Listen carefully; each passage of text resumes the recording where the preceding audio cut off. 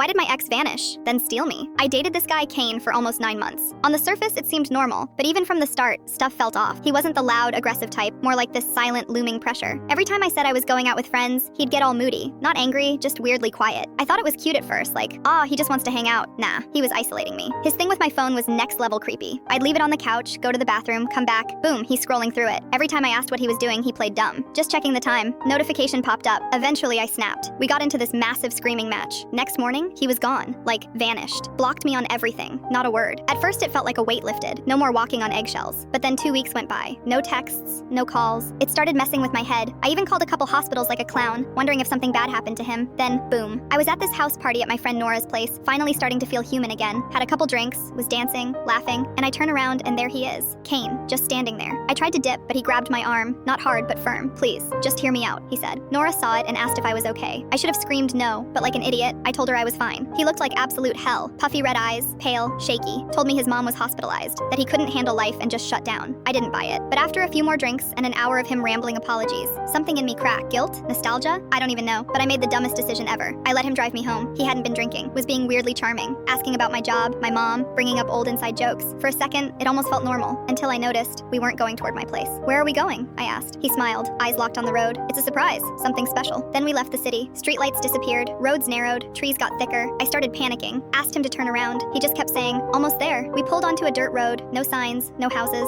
just woods. He stopped in front of this rotting cabin. Porch caved in, windows boarded, looked like a horror movie set. What is this? I asked. He said it was his uncle's old hunting cabin, told me to get out. I refused. He reached over, popped the door open, and yanked me out. Took my phone, my purse, dragged me inside. The cabin reeked. Mildew, rot, death. He shoved me into this tiny back room with no windows, just a gross mattress and a door that locked from the outside. He took my shoes, slammed the door, locked all 3 bolts. I started screaming, kicking the door. He just laughed and said, now you can't run. And then, dead serious, added, if you try, I'll break your legs. That first night, hell, no light, no food, just 2 granola bars and some water bottles. I cried, screamed. He blasted music to drown me out. Through the wall, he said, no one can hear you. No one even knows you're here. And he was right. I begged, tried to reason, even apologized for stuff I didn't do, hoping he'd snap out of it. He just ranted about how I left him, how I abandoned him, full victim mode, like he forgot he ghosted me. I lost track of time. My stomach felt like it was eating itself. I found a broken zipper on the mattress and used the sharp edge to scrape at the hinges. I listened for everything. His steps, the front door, anything. On the second night, he stood in the doorway, just stared. I asked, what do you want? He said, you should be grateful. I'm protecting you. The world out there is poison. You'll see. You'll love it here. I told him he was insane. He shoved me onto the mattress, walked out, locked the door again. That's when I stopped trying to be nice. I started watching, studying, waiting. When he'd leave for supplies, when he forgot a lock. One day, I spotted a tiny gap in the doorframe, just enough to see part of the hallway. I saw my purse, his jacket, a glimpse of the front door. Hope sparked. Maybe, just maybe, I could make a move. Click the full story to see what happened next.